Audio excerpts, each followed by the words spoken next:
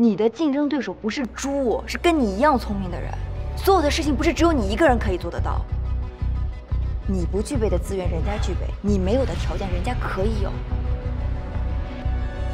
你能不能别总像个小孩一样，别总那么冲动？如果你总是疑神疑鬼，觉得是我没有职业道德，是我出卖了你，那你大可以把我开了，我没有任何意见。所以我不是那个意思。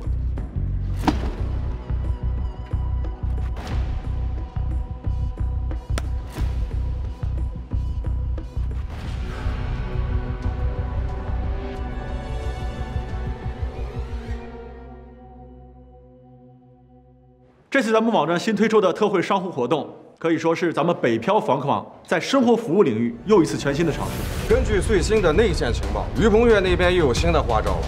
简单来说，就是利用咱们闲置的广告资源，为那些商户免费的做广告。不管他想干什么，我们北漂生活网都要比他干得更好、更快。这些受益的商家会根据受益的额度，为咱们的网站用户提供超值的折扣。你们不用担心，我们公司有的是钱。 就算用钱砸，也得把那些商户抢过来。我觉得这次活动再完美不过。我希望大家都能够拧成一股绳，齐心协力把这次活动做好。有信心吗？有。好，走吧。那老大，那咱们跟他们的人撞了怎么办？哎，王老板你好。哎，我们是北漂房客网的，咱们做广告，今天把这个标志贴上，顾客会源源不断的进来，生意会越来越好。兄弟们，贴！谢谢王老板啊。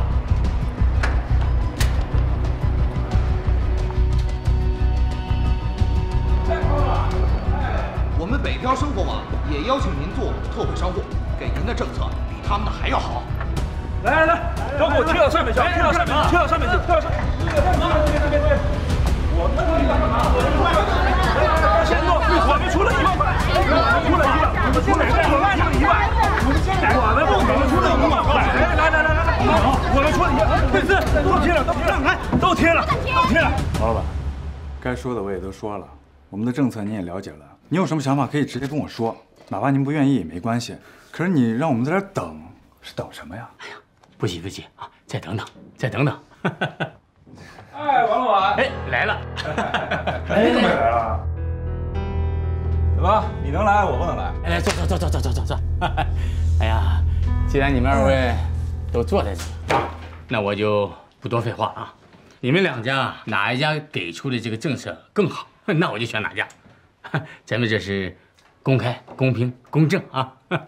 您这可是让我们鹬蚌相争啊！哎呀，这话说的不要那么直接嘛，这叫正当竞争，正当竞争啊！反正我们这边的政策就这么多，再多我也没有办法啊！老王，我早都跟你说了，别在北漂房客网干了啊！你不听啊？你知道我们的权限是怎么给的吗？啊，永远比你们高出10%，知道吗？我们公司有钱。 砸也把你们砸死了！你放屁！我最恨的就是你们这种见钱眼开的哈巴狗。啊，你说谁呢？说谁哈巴狗呢？你再说一遍！我说的就是你，谁给骨头你就替谁帮嘛。狗仗人势，说的就是你这种人，知道吗？我说姓冯的，我好心劝你弃暗投明，你居然这么说我！哎，你知道你是什么吗？你就是于鹏岳身边的一条狗，你知道吗？啊！你说谁呢？你说谁呢？说谁呢？那你给我跟上！别打了！干啥？说我们你也不进去！于总，太谢谢您了，我给公司惹这么大麻烦，你还亲自过来接我。看你说的，你要谢的话，你谢王大律师，是不是？王律师，谢谢你。我跟你说啊，今后办事的话别那么冲动。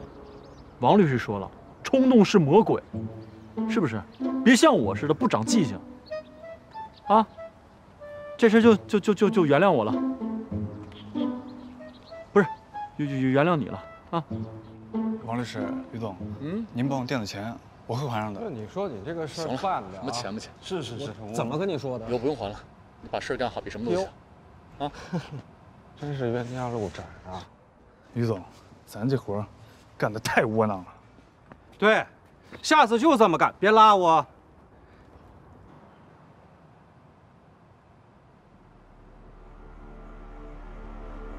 有您那句话，我就放心了。真是天涯何处不相逢啊！又见面了。这想当年咱们为了那点破事，真的是你死我活、头破血流的。这现如今这又为手底下这些兄弟们平事，想想真的很闹心啊。哎，我记得那次是，你是把饭钱都赔给我了啊？这次也是吧？对呀。叶知秋，一叶知秋，好名字。观察入微，对未来的发展局势掌握的精妙啊。换句话来说，就是嗅觉敏锐，善于改换门庭，哪有食上哪儿吃，还带着一帮软骨头一起吃。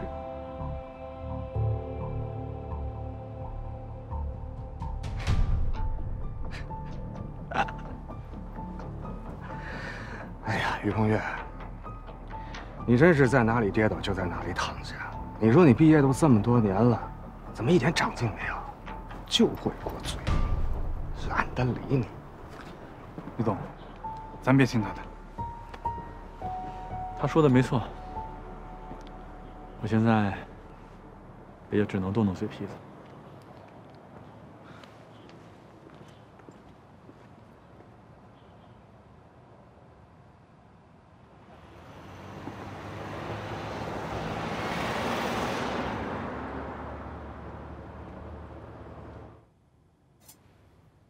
你让我跟他们讲和？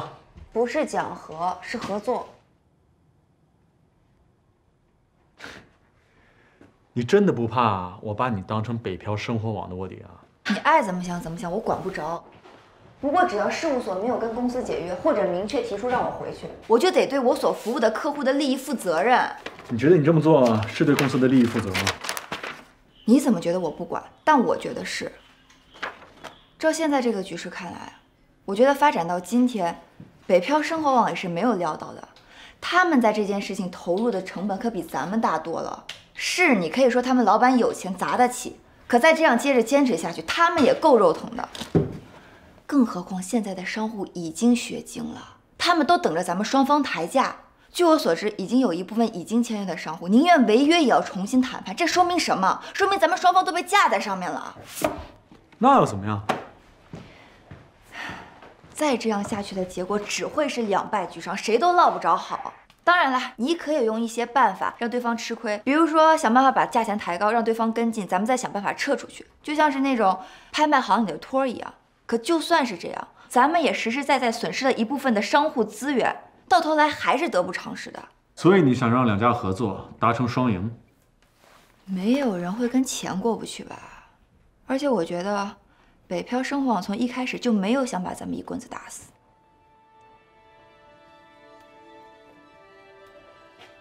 你说什么？我是说，如果我没有猜错的话，他们从一开始打着就是收购和吞并我们的主意。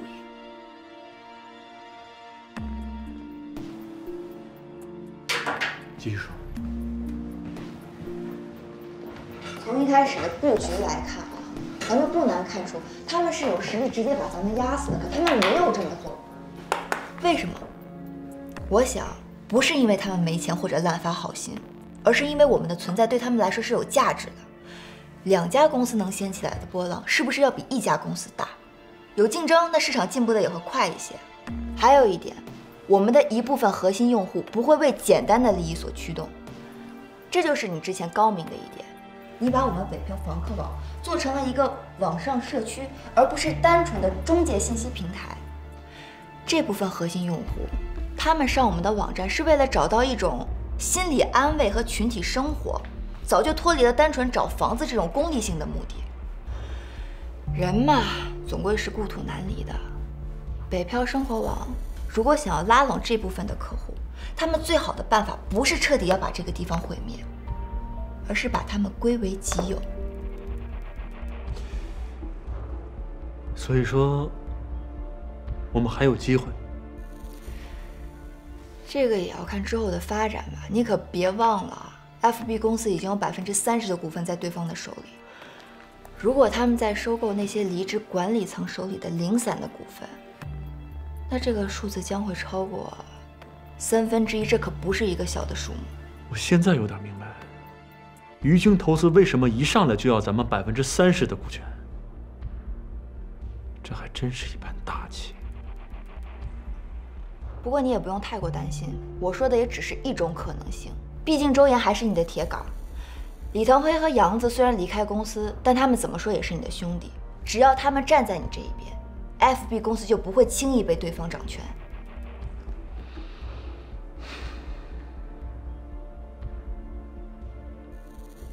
那你呢？你会选择哪一边？你让我讨厌的时候，我真想站在对方那边。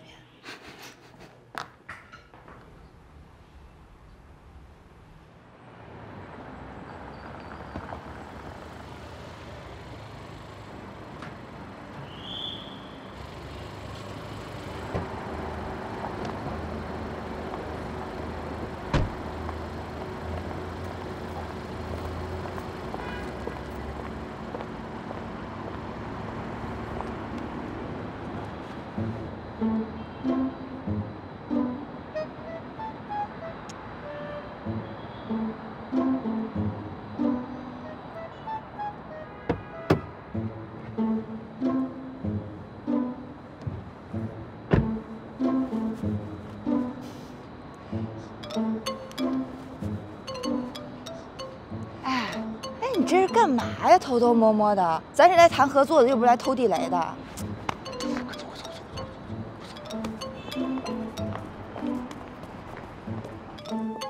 哎，这边，哎，我说你至于吗？全是熟人，我怕他们认出来。再怎么说，我也是他们前任老板啊！这次主动过来非来他们谈合作，我多没面子呀！生意场上此一时彼一时，要什么面子啊？自有面子活受罪。赶紧走吧，来不及了。走，你慢点。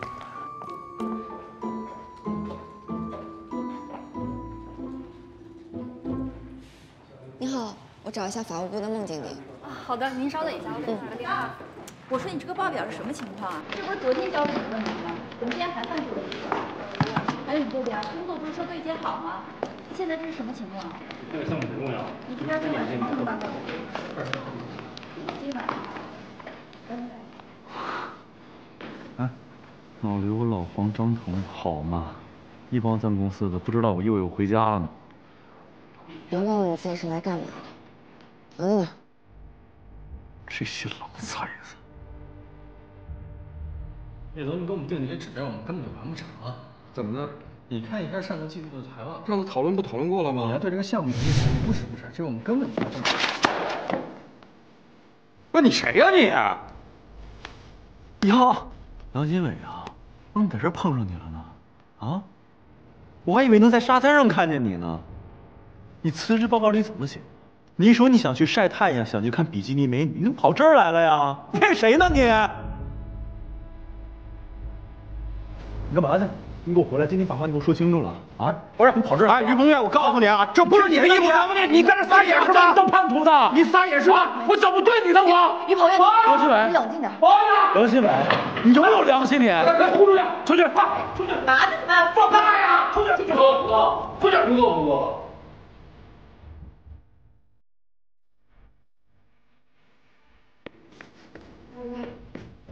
对边。李和飞，你什么意思啊？啊，这就是你的节奏是吗？是吗？有什么事进去说，其他人该干嘛干嘛。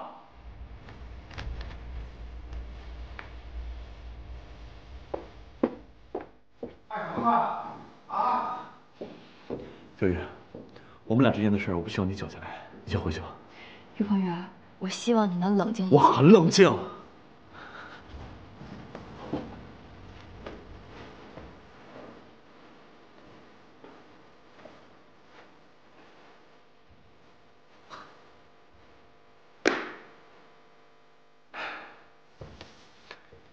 现在就咱们俩人了，你难道不想把这段时间发生的所有的一切，跟我好好解释一下吗？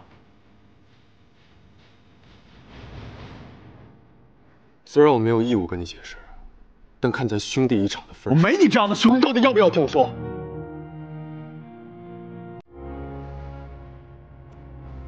坦白告诉你，从1年前开始，我就不看好北漂房客网的发展和未来。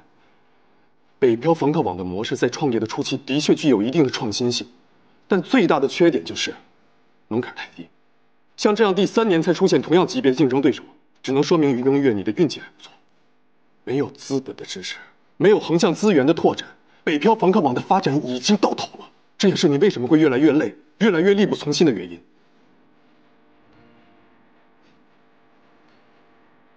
这些话我早就想跟你说了，甚至我已经开了口，只是你不愿意听我把话说下去。你觉得一切都在你自己的掌握之中，自己已经做得非常好了，不需要任何人的意见。北漂房客网会在你的带领之下，一步步走向成功的巅峰。而实际上呢，恰恰相反，你作为公司的决策人过于自信，一意孤行，丝毫不给别人说话的空间，不给别人发挥的余地。你所做的事情看似在将公司带上一个又一个高峰，而实际上，你是把缠在脖子上的绳索绕了一圈又一圈。一旦有人握住绳索，你就是死路一条。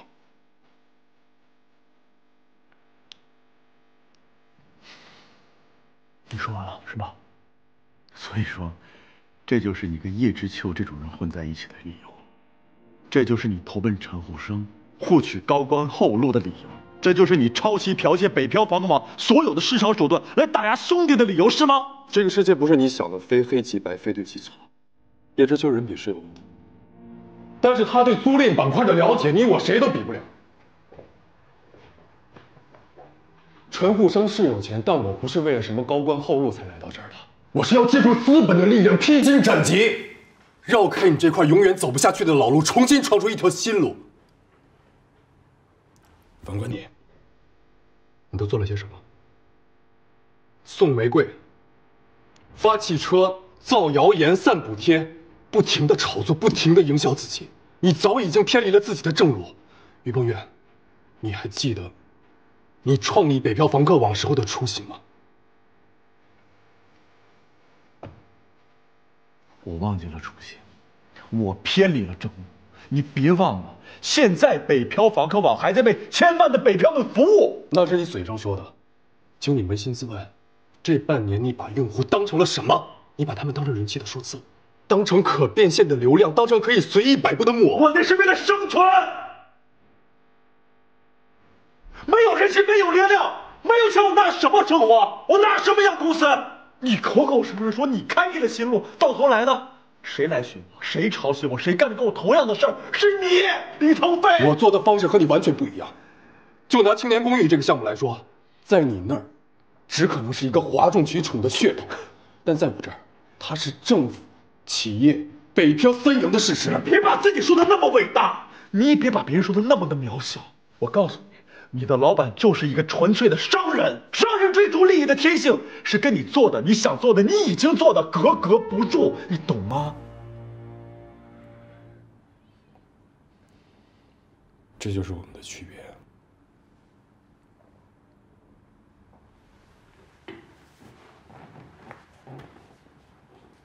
你选择在茂密的雨林中一块空地来自己成长，只可惜树干还没长到足够的高度，就被其他大树挡得严严实实的。没有阳光，你只有死路一条。但我不同，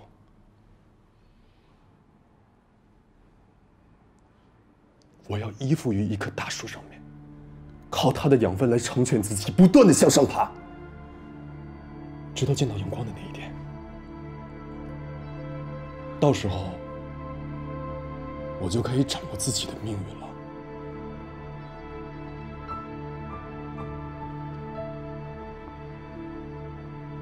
鸟随鸾凤，飞腾远。这句话是你跟我说的，我现在重新送给你。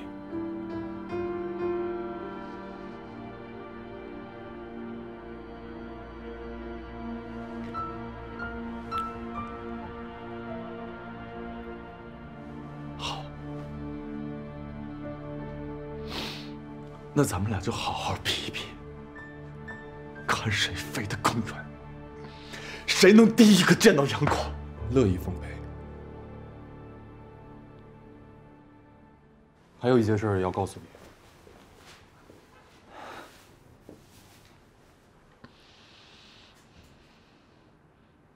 我也喜欢小雨，很久了。既然他已经明确的拒绝了你，那我现在追他，不算是不讲道义了吧？你别太过分了。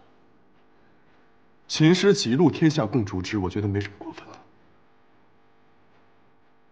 如果你是个男人的话，就不要把这个消息告诉他。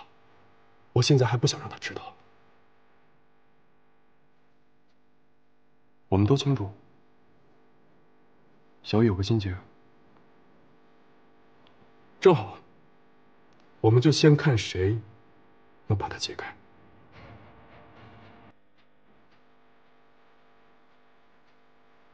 狗狠！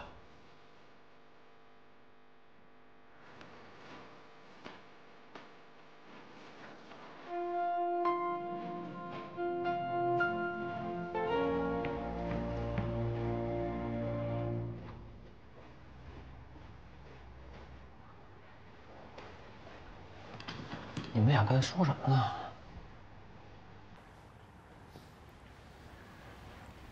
没什么。告诉他来一场男人之间的战斗，顺便告诉他我也喜欢小雨。哦。啊？你也喜欢小雨？怎么？我不能喜欢吗？不是小雨跟大鱼跟小雨，他可是没什么可是的。既然他已经明确的拒绝了于鹏越，那我追他就没什么不可以的。记住，别的事儿你可以随便说，但这件事儿一定替我保密。放心吧，我谁都不会说的。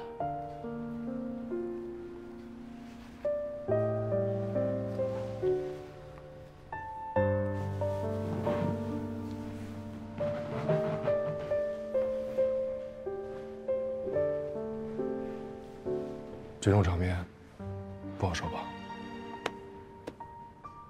你说我们这么做是不是有点太那个了？毕竟我们去的不是别的公司，来的是陈虎生这儿，我还是挺担心大鱼。我们都很清楚为什么会这么做。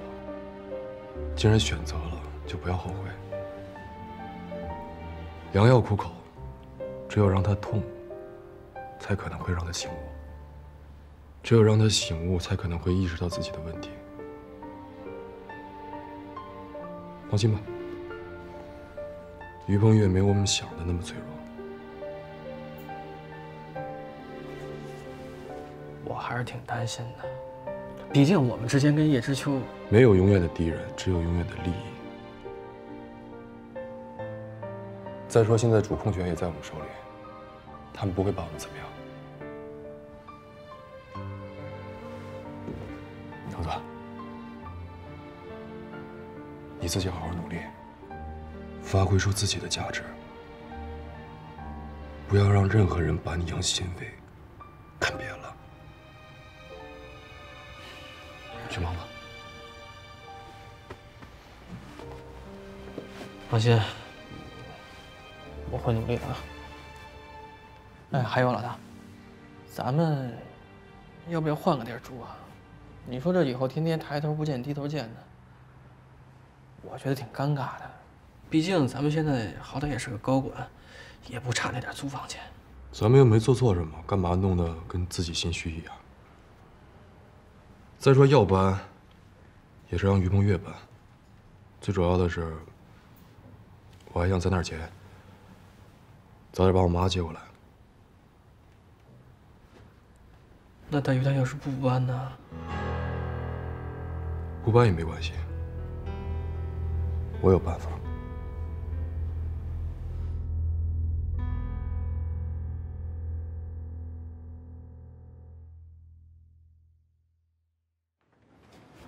老大，哎，我那边都帮你收拾好了。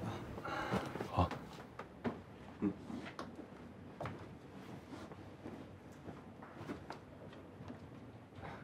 大鱼，其实我早就想跟你一个房间了，这样咱们还可以多探讨一下问题。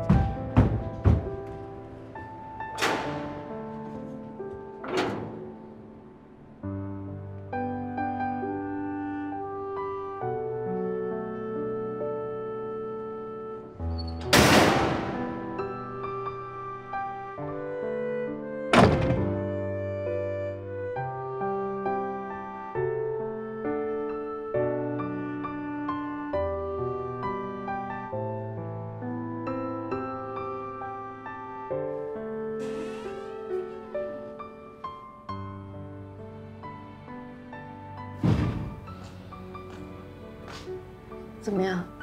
他们4个真的闹掰了？你说呢？你这还没搬走，结果他们先搬走了。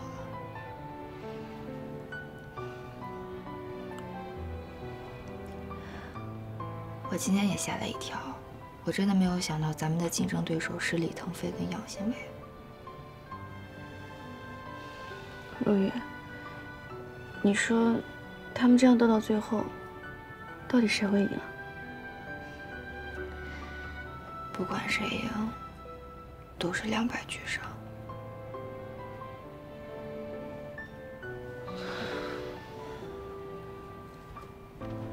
怎么，还在担心周岩啊？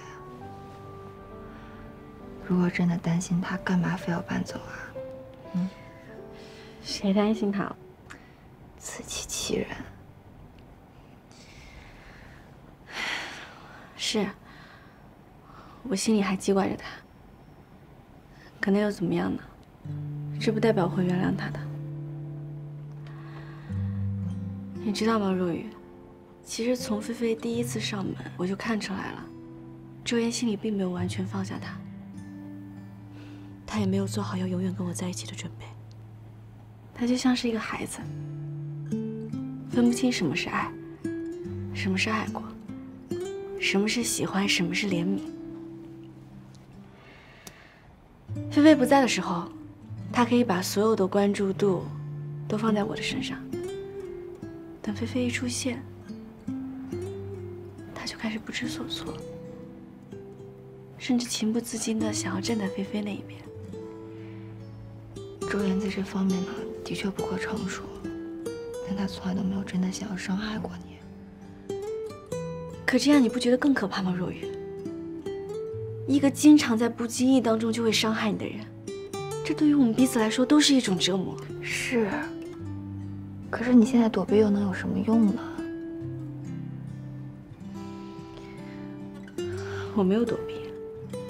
一个孩子如果摔倒了，妈妈每次都去扶他，那他永远都学不会如何爬起来。周岩也是一样，如果我一直在他身边，他永远不懂得如何处理自己的情感问题。只有我真的离开了，他才能发现，他到底把谁放在心里最重要的位置上。如果他想明白了，自然就会来找我。如果他没有回来找我，就说明他从来没有爱过我。我只是一个男人在情感空虚时候的一个替代品。说什么呢？别瞎想。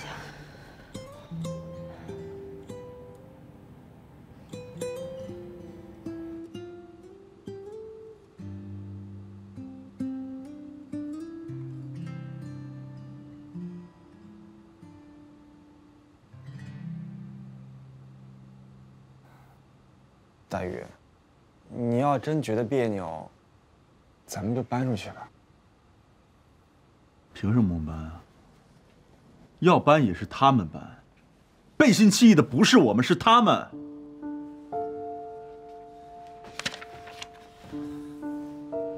可是老大和杨……别叫他老大，我没他这样的兄弟。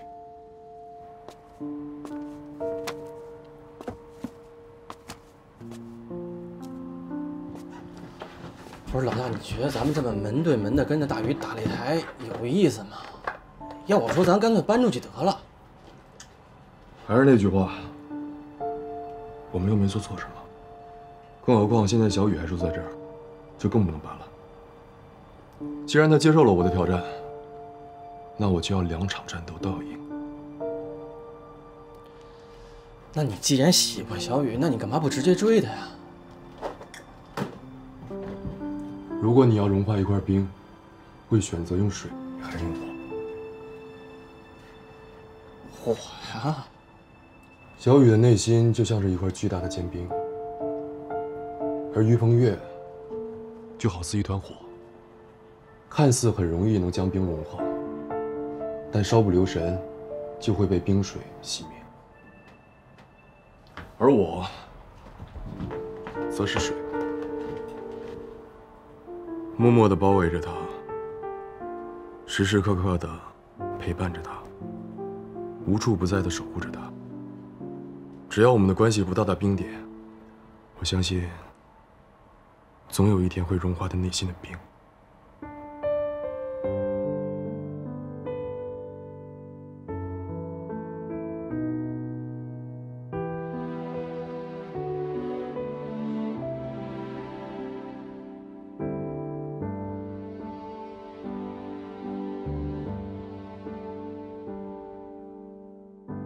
光阴会在脑海中收回。儿子，加油！战！投了！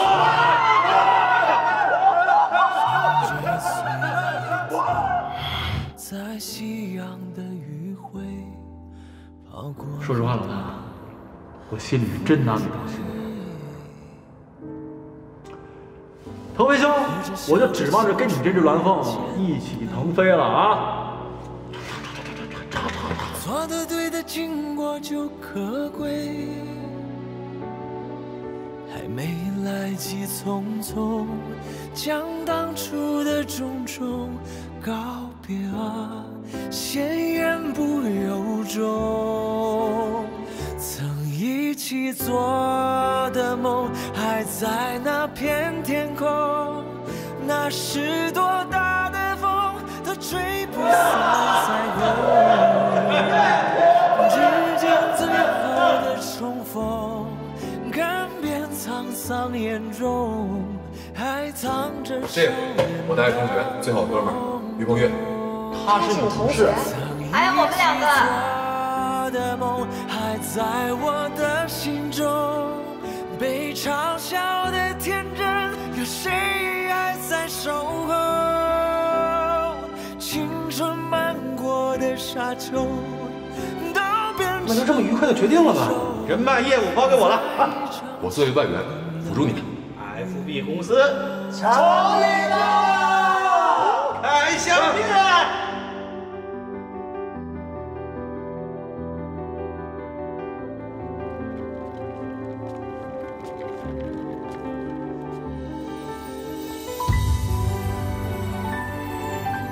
人家都说，创业中男人是最有魅力的。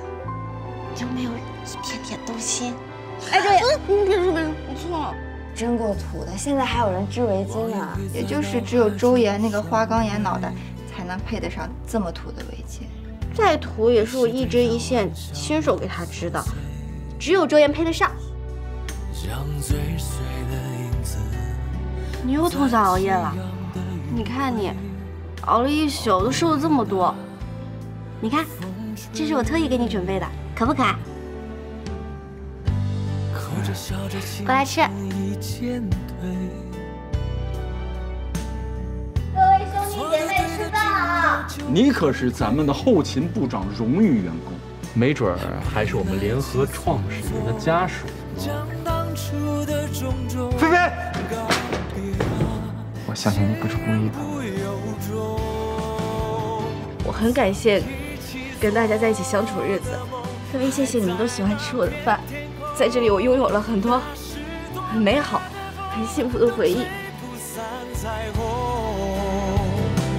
致敬最好的重逢，看遍沧桑眼中，还藏着少年的懵懂。曾一起做的梦，还在我的心中。 有谁还在守候？青春漫过的沙丘，都变成了绿洲，在一场倾盆大雨后，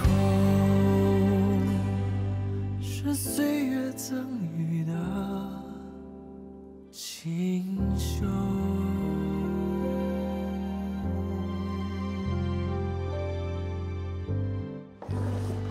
你们都听说了吗？北漂生物网的 CEO 就是咱们原来的李总。啊？怎么会这样啊？我听说咱们杨总也去了。那咱们两家斗来斗去的，不成了他们四兄弟打架了？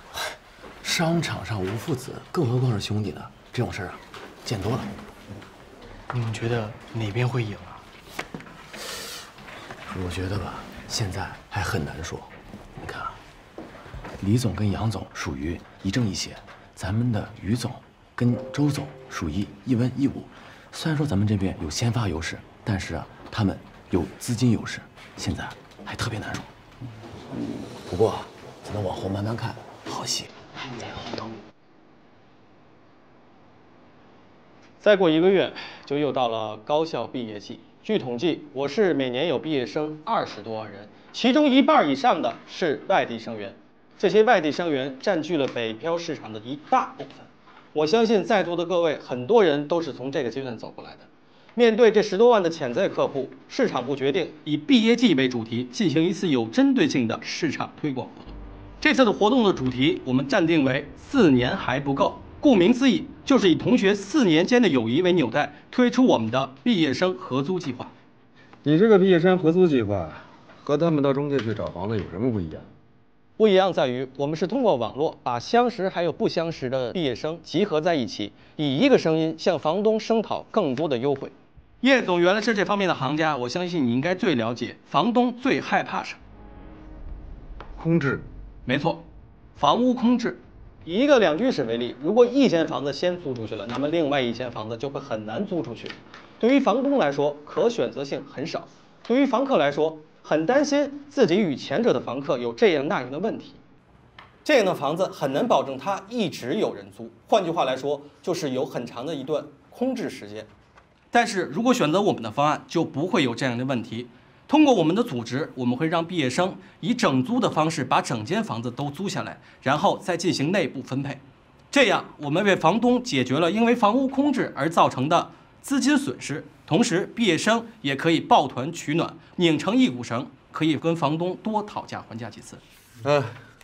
你这个办法我们之前也想过，可现在哪有那么多毕了业还愿意在一起的呀？你别拿你们和于鹏岳来举例啊。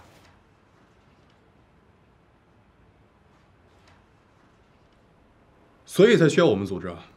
按照以前的方式，如果身边人没有人愿意，或者是没有匹配条件的，那只能各租各的。但是现在有了我们网站，大家就可以拼团，根据自己的需求找到合适的合租伙伴，开启一段全新的大学生活。杨总，继续。好的。因此，为了达到我们的目的，为了把这10多万潜在客户尽可能大的转化为我们忠实粉丝，我们决定在高校以及高校附近进行一系列的落地投放。打广告要花多少钱？花不了多少钱。我们不会做大而不当的宣传，我们会在特定的时间、特定的地点进行有针对性的推广活动。我给大家举个例子，以毕业生吃散伙饭为例啊，这是一个传统。我们会在高校附近的餐厅提前进行布置。这可以啊。对呀，花不了多少钱。哎，这不就情感营销吗？这边一个个哭天抹泪的，那边一看咱们的宣传，这毕了业还能在一起，太有感染力了。打住啊！继续。我们还会向毕业生赠予用来抒发情感的挂窗标语，在各大校园随机派送，一部分印有北漂生活网的 logo， 还有活动信息啊。如果用户想自己编写内容，那当然也可以了，就必须注册登录我们的网站。哎，这个办法也不错呀。我看行。当然，我们也会走一些正常渠道，通过校园 BBS、校园媒体等渠道进行推广，地面部队直接进入校园，直接推广此次活动。具体的活动预算，请大家参考后面的附件。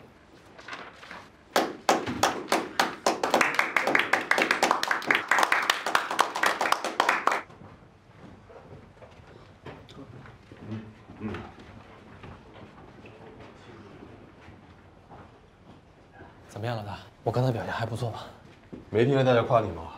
相当不错。谢谢老大。怎么样？跟我出来没错吧？也只有在这儿，你才能体现出自己的能力。好好历练。